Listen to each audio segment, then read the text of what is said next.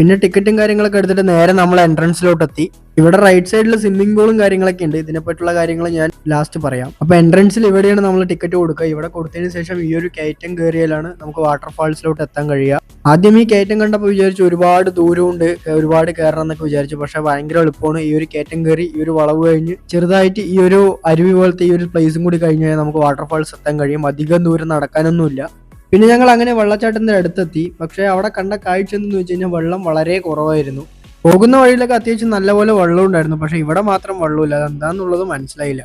പിന്നെ വേറൊരു ട്വിസ്റ്റ് എന്താണെന്ന് വെച്ച് കഴിഞ്ഞാൽ എല്ലാ വെള്ളച്ചാട്ടത്തിലും നമുക്ക് കുളിക്കാൻ വേണ്ടി പറ്റും. പക്ഷെ ഇവിടെ അത് പറ്റിയിട്ടുണ്ടായിരുന്നില്ല. ഇവിടെ അത് ലോക്ക് ചെയ്തിട്ടിരിക്കുകയായിരുന്നു.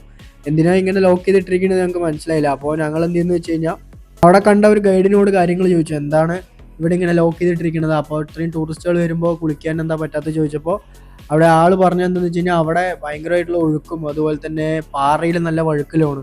അതുകൊണ്ട് തന്നെ ഒരുപാട് മരണങ്ങൾ സംഭവിച്ചിട്ടുണ്ട്. അതുകൊണ്ടാണ് ഇങ്ങനെ ലോക്ക് ചെയ്തിട്ടതെന്ന്. ആദ്യം ഇവിടെ ട്രക്കിങ്ങും കാര്യങ്ങളൊക്കെ ഉണ്ടായിരുന്നതാണ്. ഇപ്പോൾ ആ ട്രക്കിങ് കാര്യങ്ങളെല്ലാം ഒഴിവാക്കി. ഇപ്പം ഇത് മാത്രമേ ഉള്ളൂ. പിന്നെ വെള്ളം എന്താ കുറവെന്ന് ചോദിച്ചപ്പോൾ പറഞ്ഞത് ഈ ഒരു ഏരിയ അടയ്ക്കുന്നതാണ്. അതായത് ടൂറിസ്റ്റുകൾ വരുന്ന ദിവസം മാത്രം ഈ ഒരു വെള്ളം പോണ ഏരിയ അടയ്ക്കും. അപ്പം മുകളിൽ വെള്ളം കൂടുന്നാണ് പറഞ്ഞത്.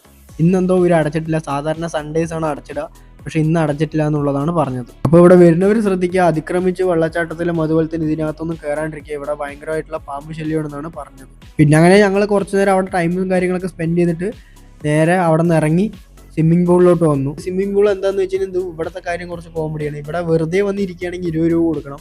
പക്ഷെ ചായ കുടിക്കാൻ വന്നാൽ പൈസ വേണ്ട, അങ്ങനത്തെ മൂടാണ്.